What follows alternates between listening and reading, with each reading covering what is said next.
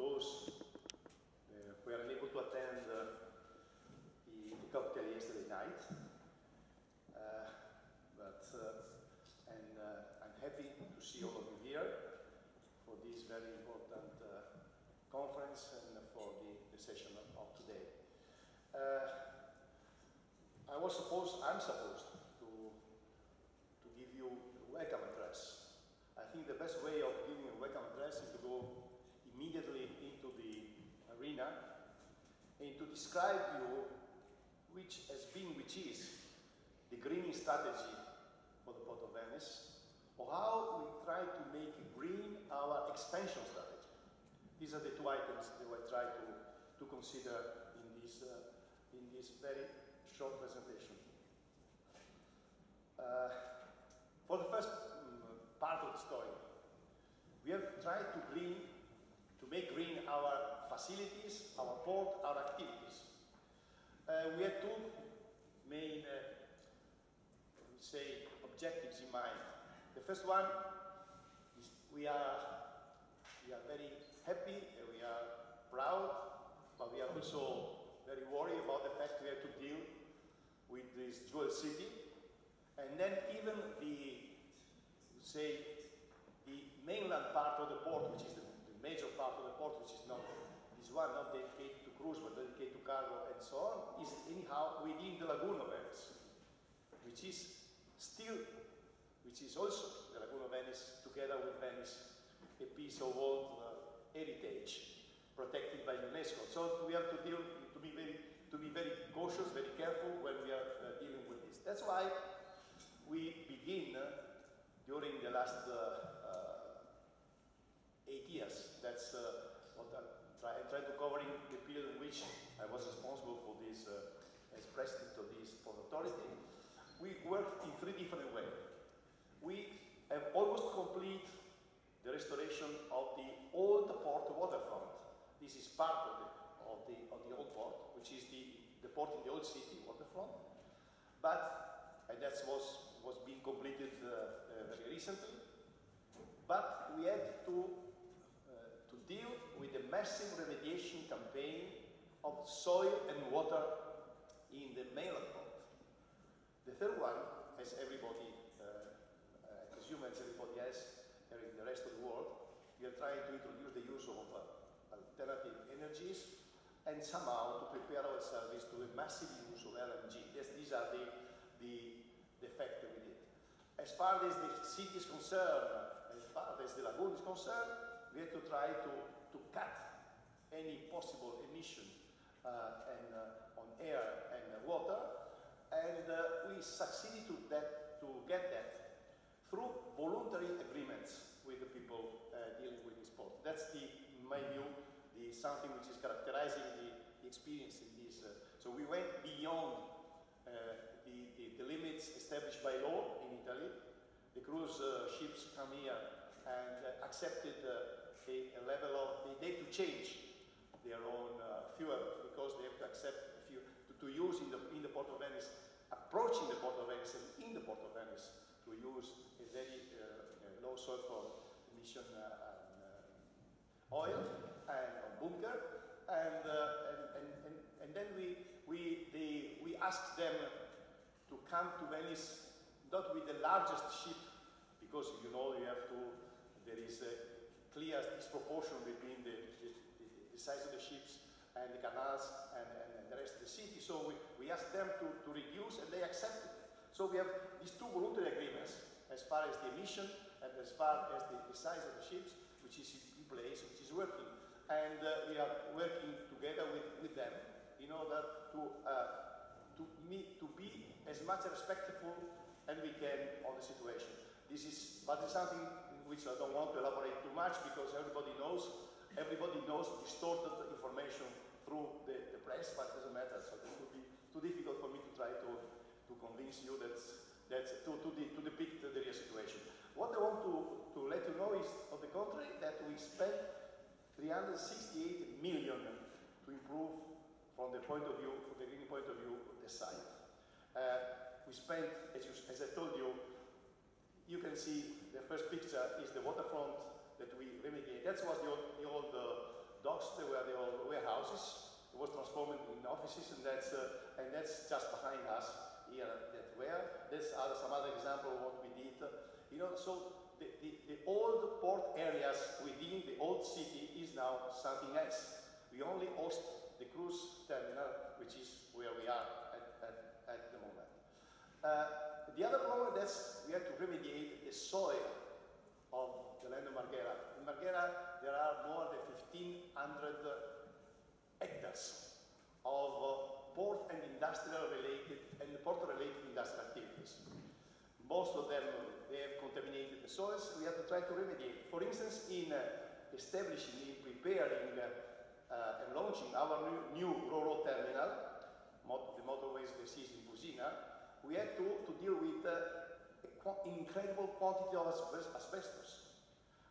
We think this is one of the biggest asbestos cleanup in Europe ever made.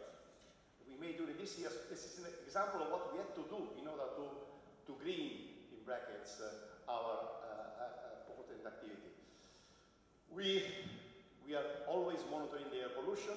We are controlling, we are describing and convincing people that we are only contributing to 7% to the pollution of the air, but nobody believes us, that everybody is fighting against us, but it doesn't matter, we have to insist, but because this is a reality.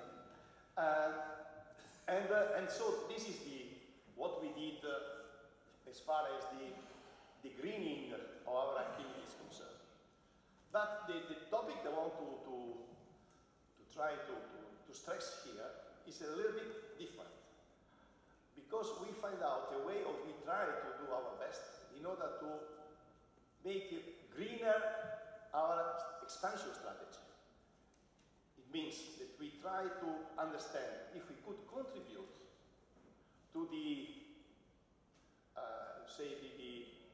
greenhouse effect, to fight against the greenhouse effect in some way.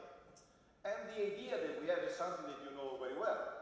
That's the problem is not to greening, it is to greening the activity within the port. But it's quite clear that if you can contribute to make greener the whole supply chain, that's something much more important. If you are in the maritime transportation, we can try to improve much greener the phase in which you just load or unload some cargo from one ship to the land and vice versa. But what about what's happening on the maritime leg, on the inland leg? Well, it's quite clear that on the maritime, the recent innovation is that the larger the ship, the smaller the quantity of emission which can be attributed to any unit of cargo. And on the land leg, the problem is the best solution, or the best, I would say, response to the need to make greener the supply chain is to try to use or to prepare to the use of those ports who are nearer to the very center of your truck customers. If you reduce the quantity of kilometers that the cargo has to make in order to reach its customer, it's clear that you reduce. And then if you balance the quantity of emission in the three different legs, if you talk about the global movement of goods from Far East to Europe, you find out that the port phase is important but not so relevant, and is much more important to deal with the other two things. What was our idea? The idea was very simple. Since we find out that we are, it's not our, it's not because we are, it's by, I would say, by geography, nothing that by geography, that we are in the right place at the moment. We are the nearest port to the European market. I'll say very, very, very simply in this way. In the new European market, which means the manufacturing moving from west to east, from north to south. If you look where the manufacturing activity is increasing now, well, there's increasing around this area and down this port. The North Adriatic is the nearest point to the core of manufacturing in Europe. We started from this point. So what we had to do? We had to see if we can assure that the long chain coming from beyond Suez and Europe can pass through here. And we found out that there was a bottleneck. Our bottleneck was the maritime accessibility. And we had to work on that. That's what we did in our case. It is clear that in this way, we can reduce a lot. We calculate how much we will reduce. All of you knows about this map that was in which we elaborated since many times. It's clear that when you are in Suez and you cross the Mediterranean, it's quite clear that if you come to us, that's the shortest route. Of course, it's quite clear they have to come to us with the same size of the ship, because the ship is smaller, while the big ships can go even in some other way. You can trade off the emission because of the size of the ship. But if we can accommodate the same size of the ship, we can assure to the cargo the shortest route, which is the ideal way in which we should go. This can be done on the Adriatic for another two reasons. For the Adriatic is a very long sea, but there's two different markets, which is the eastern one, which is non-Italian market, and the western one, which is Italian, Switzerland, and some southern Germany. Well, every ship coming from everywhere can combine the two markets, and we can imagine two different modes of transportation, which is the further and unfinished innovation that we find out. And the problem is that a lot of old ports, mainly on the western part of the North Adriatic, are ports that need to be dredged continuously. Well, that's a problem, and that's a problem that cannot be solved in order to dredge, in order to accommodate the very big ships to 18,000 TEU and beyond, from the container ship, for instance. So the idea was to find out one point in which you can accommodate the big ship and to decouple the service to the ship to the service to the cargo. If we can find out that's one point in which you serve the ship, as it would be everywhere in a port which can accommodate a very big ship, you can use existing port facilities, which means you don't destroy something that exists already, and you can make much more sustainable because you distribute the cargo through different points to the land. This was done. Imagine a point in the Adriatic, 8 miles out of this port, which will be the point, the offshore point where the big ship will be accommodated, and there will be a relay made using this kind of ship, which is state of art from the point of view for the green point of view, and we can using a different onshore terminal, including the only inland navigation terminal that can be served in Italy, which is the Mantua port in this way. That's the approach in which we worked for a long time this year. This is how it will be distributed. This is the first distribution. If we can include Ravenna, that gives us a potential of up to beyond 3 million TEU per year, which is the minimum that can be considered in order to accommodate the same things, leaving other 3 million to the eastern part of the Adriatic, which gave us the quantity that make reasonable for the big ship to come up to the Adriatic. Our own innovation was praised by the OECD because the replicability, as a matter of fact, is implementing the French Guiana at the moment more than before we do ourselves this situation.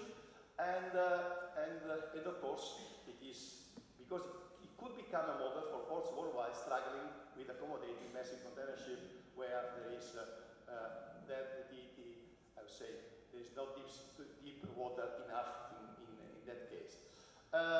In our view, there's more or less the same thing is happening in Rotterdam from the other point of view, in the sense that even there, if you look at this model, we have a decoupling between the point in which the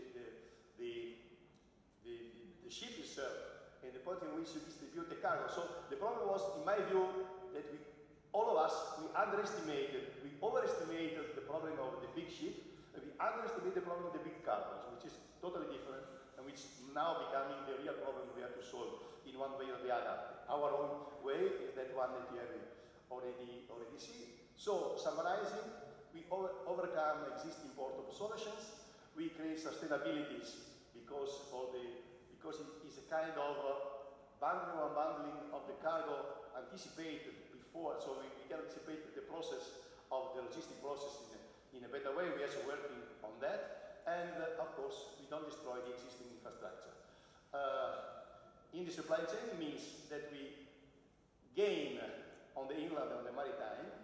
Maybe we have a smaller, a bit of increase of cost from the double ending within the port, but on the supply chain, there will be a lot of gaining in this way.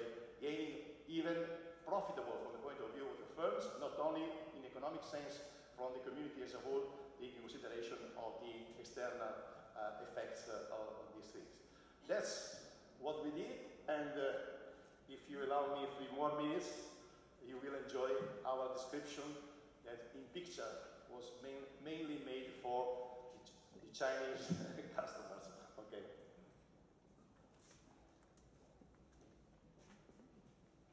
How to turn a problem into an opportunity with Venice offshore-onshore port system.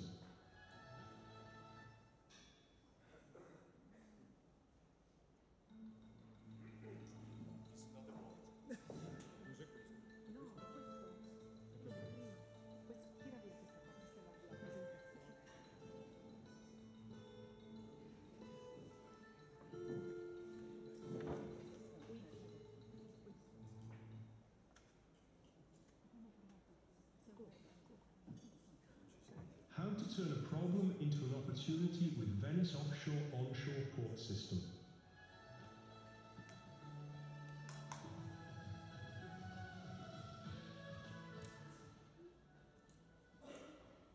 The European manufacturing geography has radically changed in the last 15 years. The productive sites have shifted to the east. European trade flows, patterns and the logistics system have also needed to change accordingly. The Port Manufacturing Accessibility Index shows that Venice, among the European ports, is the best gateway to serve growing Central and East European manufacturing regions. In the meantime, the maritime transport sector is serving growing traffic flows due to market globalization with ultra-large container vessels of 18,000 TEU and beyond. But megaships call for megaports able to handle mega cargoes. This is especially true in the trade relationship between Asia and Europe.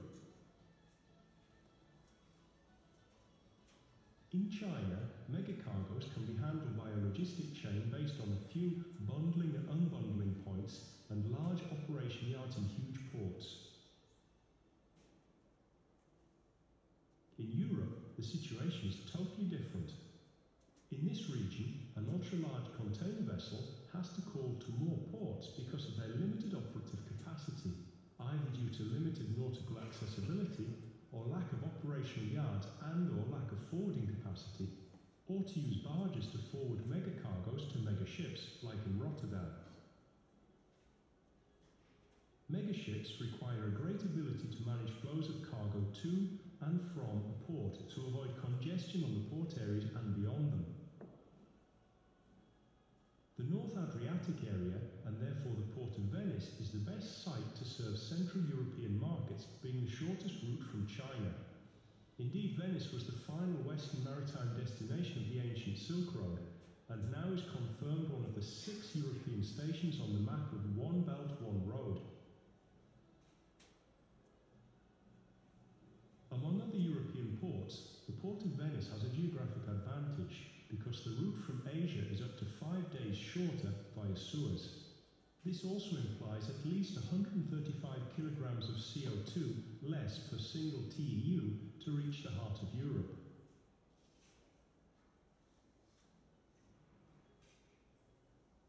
To play this role properly, Venice has conceived a new port system, well suited to accommodate any ultra-large container vessel, the Venice Offshore-Onshore Port System.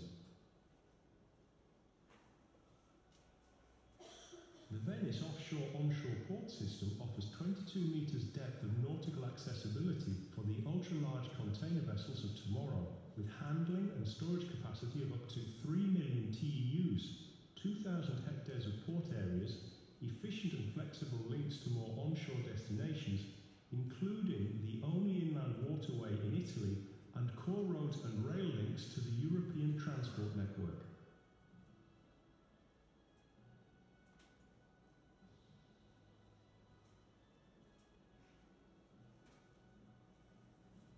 Therefore, the Venice offshore-onshore port system represents the missing link between massive global trade, efficient bundling and unbundling of mega cargoes, and small-scale European ports. The Venice offshore-onshore port system is the solution to satisfy market competition and environmental sustainability policy. This is the reason why it is considered a strategic project for the growth of trade exchanges between China and Europe.